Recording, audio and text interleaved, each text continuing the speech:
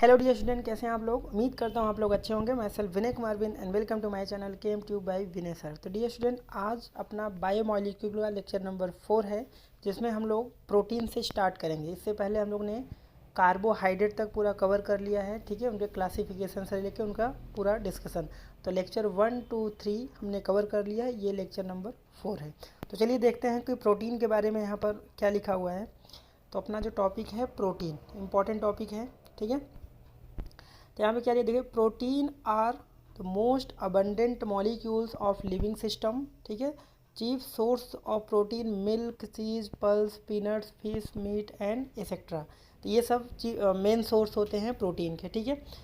They occurs in every part of body and form of fundamental basis of the structure and function of life, ठीक है। They are also required for growth and maintenance of body, ठीक है। Protein हम जानते हैं, protein हमारी body के लिए, ग्रोथ के लिए एंड मेंटेनेंस के लिए बहुत हेल्पफुल होता है, ठीक है। The word protein derive from Greek word proteios, ठीक है। प्रोटियोज से प्रोटीन वर्ड डिराइव किया गया है और इसका मतलब क्या होता है, विच मीन्स प्राइमरी और prime importance. All protein are polymer of alpha amino acid. तो सबसे जो इम्पोर्टेंट आपको पॉइंट मिल रहा है वो पॉइंट ये है, ठीक है। All protein are polymer of alpha amino acid. तो अब अपने को अल्फा एमिनो एसिड के बारे में डिस्कस करना है, कौन से फंक्शनल ग्रुप होते हैं, क्या उनका नेचर होता है, ओके। तो चलिए स्टार्ट करते हैं। यहाँ पर एमिनो एसिड, ठीक है। तो अपना जो टॉपिक है आपको क्लियर हो गया कि प्रोटीन जो होते हैं पॉलीमर्स होते हैं किसका, अल्फा एमिनो एसिड का, ओके। तो देखिए यहाँ पे क्या लिखा है, एमिनो एसिड कंटेन, ठीक है, क्या कंटेंट करता है। यहाँ पे देखिए, एक तो एमिनो ग्रुप प्रेजेंट होता है एंड सेकेंड कौन होता है, कार्बोक्सिलिक ग्रुप प्रेजेंट होता है एज अ फंक्शनल ग्रुप। तो सबसे पहला पॉइंट ये है कि आपसे ये पूछेगा कि एमिनो एसिड में कौन से फंक्शनल ग्रुप प्रेजेंट होते हैं। तो एमिनो, जिसको NH2 फार्मूला होता है, और कार्बोक्सिलिक COOH होता है, ये एमिनो एसिड में प्रेजेंट होता है, ठीक है। Depending upon the number of relative position of amino group with respect to carboxylic group, amino acid can be classified as alpha, beta, gamma and delta, so on. तो amino acid को भी classify किया गया यहाँ पर 4 तरीके से, alpha, beta, gamma and delta. और वो किस बेसिस पे होगा, रिलेटिव पोजीशन होगा। रिलेटिव पोजीशन किसका, एमिनो एसिड एंड कार्बोक्सिलिक के रिस्पेक्ट में इसको क्लासीफाई किया गया है, ओके। तो यहाँ पर only alpha amino acid are obtain on hydrolysis of protein, they may contain other functional group also. तो आपको साइड में यहाँ पर देखिए दिख रहा है अल्फा एमिनो एसिड। तो इसमें अगर मैं कार्बन की टेट्रावैलेंसी की बात करूँ तो कार्बन से एक हाइड्रोजन अटैच्ड है और एक यहाँ पर कार्बोक्सिलिक ग्रुप प्रेजेंट है COOH, और एक यहाँ पर R ग्रुप है, R यहाँ पर अल्काइल ग्रुप है, और एक यहाँ पर इससे NH2 ग्रुप प्रेजेंट है। तो ये अगर मैं पूछूं कि ये जो कार्बन है ये क्या कायरल कार्बन है, yes, this is a chiral carbon. ठीक, कायरल कार्बन क्या होते हैं, if tetravalency of carbon satisfied by 4 different atom और ग्रुप और नोन एज कायरल कार्बन, ठीक है। तो आप याद रखिए कि इसमें कौन कौन से फंक्शनल ग्रुप होते हैं, एक तो ये है और एक यहाँ पर NH2 ग्रुप है, ओके। आगे यहाँ पे क्या दिया है देखिए, all amino acids have tribal name which usually reflect the property of that compound और इट्स सोर्स को डिनोट करता है। तो आपको केमिस्ट्री में बहुत ज़्यादा नहीं, बायो में तो बहुत ज़्यादा है, केमिस्ट्री में आपको उतने ज़्यादा नहीं करने हैं, जितना एटलीस्ट NCERT में दिया है आपको बस उतना सा ही करना है, ठीक है। तो ग्लाइसिन, सबसे पहला यहाँ पे देखिए ग्लाइसिन लिखा है, ठीक है, एक ग्लाइसिन, ठीक है। तो यहाँ दिया glycine is a named since it is a sweet taste होता है, और इन ग्रीक ग्लाइकोस मीन्स स्वीट होता है। तो ग्लाइसिन स्वीट टेस्ट होता है और ये ग्लाइकोस, और उसका मतलब स्वीट होता है। उसके बाद दूसरा जो है यहाँ पे देखो टायरोसिन दिया है, ठीक है। Tyrosine was first obtain from cheese. तो आपसे ये पूछ सकता है चीज़ से कौन सा प्रोटीन ऑप्टेन किया गया था, टायरोसिन। और टेस्ट जो स्वीट होता है कौन सा, ग्लाइसिन होता है, ठीक है। ग्रीव टायरो से लिया गया है यहाँ से, मीन्स चीज़ होता है। आगे दिया amino acids are generally represented by 3 letter symbol. तो एमिनो एसिड की जनरली 3 लेटर से यहाँ पर सिंबलाइज करते हैं, ठीक है। Sometimes on letter 1 letter symbol is also used. Structure of some common occurring amino acid along with 3 letter and 1 letter of symbol, यहाँ पर एक टेबल दिया है। तो सबसे पहले आपको अल्फा एमिनो एसिड का ये जो है सबसे इम्पॉर्टेंट है, ये आपको अच्छे से याद होना चाहिए। ओके, टेबल पे यहाँ पे ध्यान दें तो आपको ऐसा नहीं कि बहुत ज़्यादा सब याद रखना है। अगर आप बायो के स्टूडेंट हैं तो आपको लगभग याद होगा, अगर आप मैथ के स्टूडेंट हैं तो लगभग आपको सब नहीं, लेकिन एटलीस्ट जो इम्पोर्टेंट है उनको आपको याद रखना है। तो बहुत सारे यहाँ पर दिया है, देखिए ग्लाइसिन दिया है, ये याद रखना है, एलेनाइन याद रखना है, ठीक है, वेलिन याद रखना है, ठीक है, इसका सिंबल है, इनका नेम। और यहाँ पर जो आर ग्रुप होगा वो क्या हो सकता है, एच हो, अगर ग्लाइसिन होगा तो एच होगा, एलानाइन होगा तो वहाँ CH3 होगा, इसी तरह वेलानाइन होगा तो ये होगा, ठीक है, ये इसका सिंबल फॉर्म दिया है और ये इसका कैपिटल 1 लेटर है। ओके, तो बाकी यहाँ से ये सब दिए हैं। लाइसिन ये भी इम्पॉर्टेंट है, ग्लूटेमाइक ये भी इम्पॉर्टेंट है, इसके अलावा साइटोसिन ये इम्पॉर्टेंट है, ठीक है, और टायरोसिन ये भी इम्पॉर्टेंट है, ये भी आप ध्यान रखिएगा। हिस्टिडाइन ये भी इम्पॉर्टेंट है, ठीक है। अब यहाँ पे नीचे जो दिया है देखिए, classification of amino acids. Okay, तो इसमें क्या दिया है, क्लासिफिकेशन में एमिनो एसिड को कैसे क्लासीफाई किया गया है। तो यहाँ पर देखिए एमिनो एसिड आर, ठीक है, ये जो लाइन लिखा है, amino acids are classified as acidic, basic और neutral depending upon relative number of amino and carboxylic group in their molecule, ठीक है। तो एसिडिक, बेसिक, न्यूट्रल तीनों हो सकते हैं, वो डिपेंड करता है एमिनो एंड कार्बोक्सिलिक ग्रुप पे, ठीक है। यहाँ तक तो क्लियर है, आगे बढ़ते हैं। Equal number of amino and carboxylic acid make its neutral. Obvious सी बात है, एमिनो बेसिक नेचर होता है, कार्बोक्सिलिक एसिड, और अगर इक्वल प्रोपोर्शन है तो ऑब्वियस सी बात है न्यूट्रल होगा, ठीक है। और मोर नंबर ऑफ एमिनो एसिड, अब एमिनो बेसिक होता है, अगर मोर एमिनो होगा देन कार्बोक्सिलिक, तो ऑब्वियस सी बात है वो बेसिक नेचर होगा। एंड मोर अगर कार्बोक्सिलिक ग्रुप होगा कंपेयर टू एमिनो ग्रुप, तो इसका मतलब वो एसिडिक होगा। आई होप ये बहुत ही आसान है। तो ये बोला है, देखिए एमिनो अगर इक्वल टू कार्बोक्सिलिक ग्रुप होगा तो ये कैसा होगा, न्यूट्रल होगा। अगर यहाँ पर नेक्स्ट आया कि एमिनो ग्रेटर हो गया कार्बोक्सिलिक से, तो वो कैसा हो जाएगा, बेसिक नेचर हो जाएगा, ठीक है, बेसिक। और अगर यही उल्टा ऐसा होता कार्बोक्सिलिक, तो वो सीधा सा क्या हो जाएगा, एसिडिक, ठीक है। आपको पता है एमिनो ग्रुप बेसिक नेचर होता है, कार्बोक्सिलिक एसिड, इक्वल हुआ न्यूट्रल, एमिनो ज़्यादा हुआ बेसिक और कार्बोक्सिलिक ज़्यादा हुआ तो न्यूट्रल, ठीक है। यहाँ तक तो क्लियर है। आगे यहाँ पे क्या लिखा है, देखिए आगे यहाँ लिखा है the amino acid which can be synthesised in body, जो हमारी बॉडी में खुद सिंथेसाइड होता है तो उसको बोलते हैं नॉन एसेंशियल एमिनो एसिड, ठीक है।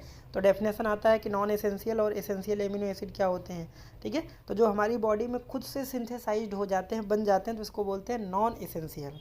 And other hand those which can not be synthesised in body and must be obtain through diet is known as essential. मतलब जो डाइट के थ्रू हम लोग लेते हैं, ठीक है, जो भी हम खाना खाते हैं या जो भी हम लेते हैं, जैसे दाल लेते हैं उसमें भी प्रोटीन होता है, तो उसको बोलते हैं एसेंशियल एमिनो एसिड। तो टेबल जो दिया था, मार्क्स जिसमें लिखा है वो एसेंशियल एमिनो एसिड होते हैं, ठीक है, जिसमें मार्क्स ये लिखा ना एस्ट्रिक जो दिया हुआ है, तो वो एसेंशियल वाले सारे एग्जाम्पल, जैसे देखिए ये आपका एसेंशियल एमिनो एसिड है, ये भी एसेंशियल एमिनो एसिड है जो डाइट के थ्रू लेते हैं, ठीक है, ये भी एसेंशियल एसिड है, ये भी एसेंशियल एसिड है, ये वाला भी एसेंशियल एसिड है। बाकी जिसमें स्टार नहीं लगा है वो नॉन एसेंशियल है, हमारी बॉडी में खुद सिंथेसाइज हो जाते हैं। तो एटलीस्ट 1-2 एग्जाम्पल आप याद रखिएगा एसेंशियल और नॉन एसेंशियल का। ओके, चलिए आगे। Amino acids are usually colourless crystalline solid. तो कुछ इसकी प्रॉपर्टीज़ दिया है, ठीक है, कि एमिनो एसिड की क्या क्या प्रॉपर्टीज़ होती हैं। तो यहाँ पर देखिए एमिनो एसिड जो होते हैं जनरली क्या होते हैं, कलरलेस होते हैं, क्रिस्टलाइन होते हैं, सॉलिड होते हैं, ठीक है। दीज आर वाटर सोल्यूबल होते हैं, हाई मेल्टिंग सॉलिड होते हैं, behave like salt rather than that of simple amine था कार्बोक्सिलिक एसिड, ठीक है। तो यहाँ से जो हमने देखा, यहाँ से लेके यहाँ तक, तो ये एमिनो एसिड की प्रॉपर्टीज़ दिया है, ठीक है।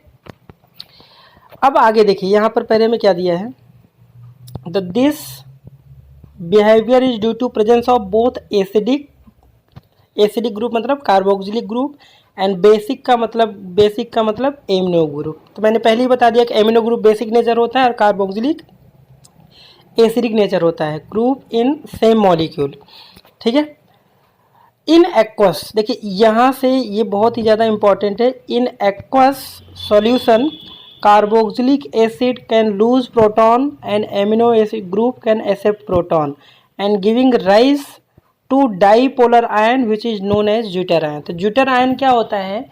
The species in which same molecule, ठीक है, सेम मॉलिक्यूल में पॉजिटिव एंड निगेटिव चार्ज दोनों हो, मतलब एक प्रोटॉन डोनेट करने वाला, प्रोटॉन मतलब H+ डोनर हो और एक H+ क्या हो, एक्सेप्टर हो।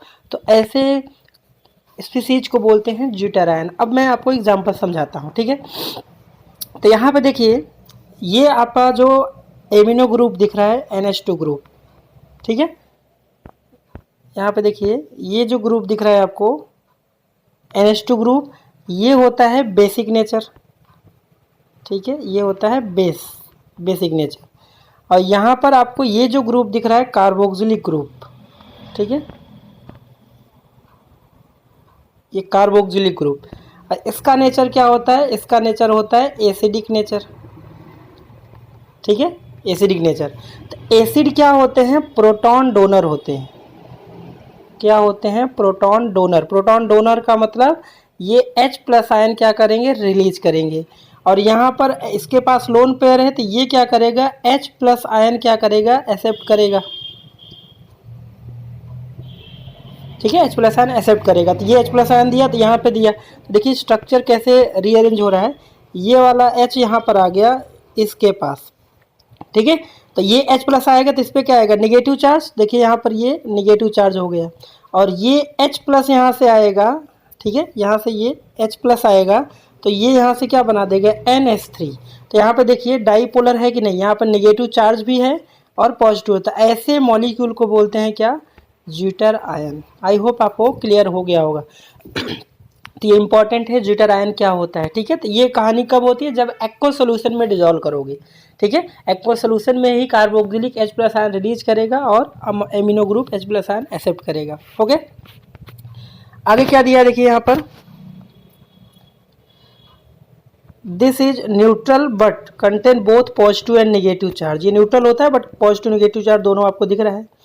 इन zwitter ionic form amino acid so amphoteric behaviour as react with both acid and base.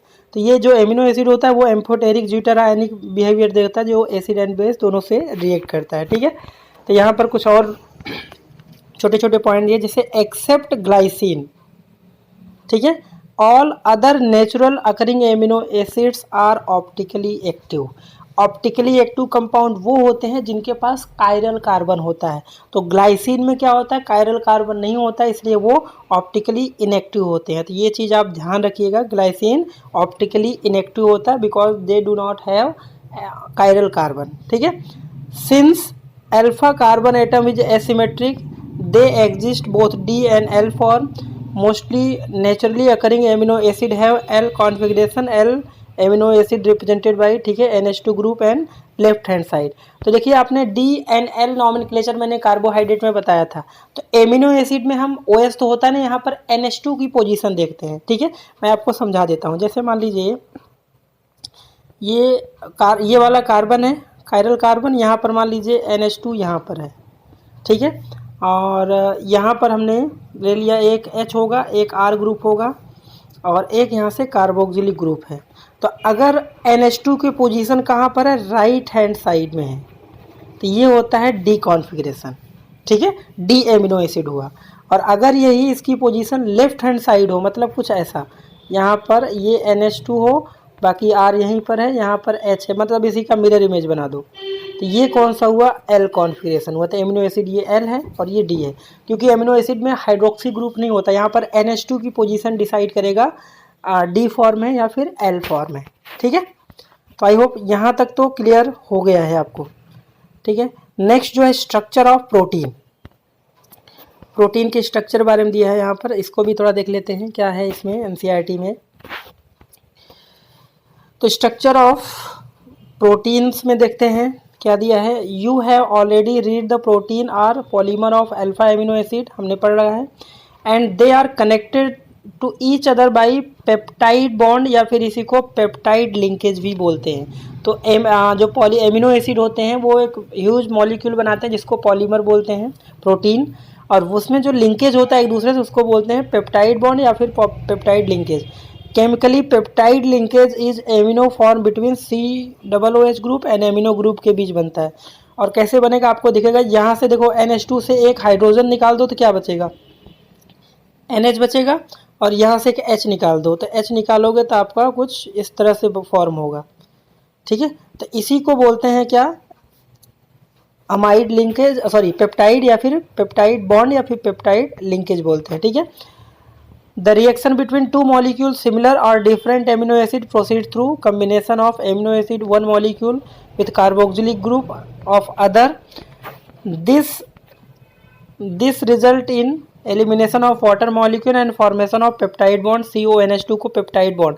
तो ये भी आपसे पूछ सकता है पेप्टाइड बॉन्ड क्या होता है, तो CONH2 को बोलते हैं। ठीक है, the product of reaction is called dipeptide because made up of two amino acid, di मतलब टू, तो दो एमिनो एसिड कंबाइन होता है तो डाईपेप्टाइड होगा, तीन एमिनो एसिड होंगे तो क्या बनेगा, ट्राईपेप्टाइड। ठीक है, for example when carboxylic group of glycine combine with amino group of alanine then dipeptide बनेगा। और ये जो एग्जाम्पल दिया है, ठीक है, ग्लाइसाइल्डिलानाइन जो होता है वो डाईपेप्टाइड होता है। इसी तरह से अगर तीन एमिनो एसिड होगा, जैसे यहाँ पे दिया है, if third amino acid combine with dipeptide, तो प्रोडक्ट जो बनेगा वो ट्राईपेप्टाइड होगा। और tripeptide contain 3 amino acid link with 2 peptide linkage. Similarly अगर 4 होगा, 5 होगा, 6 होगा, तो इस तरह से यहाँ से क्या बनाएगा, टेट्रापेप्टाइड, पेंटापेप्टाइड एंड हेक्सापेप्टाइड। ठीक है, when number of such amino acid more than 10 then उसको किस कैटेगरी में लेकर आएंगे, पॉलीपेप्टाइड में लेकर आएंगे। ठीक है,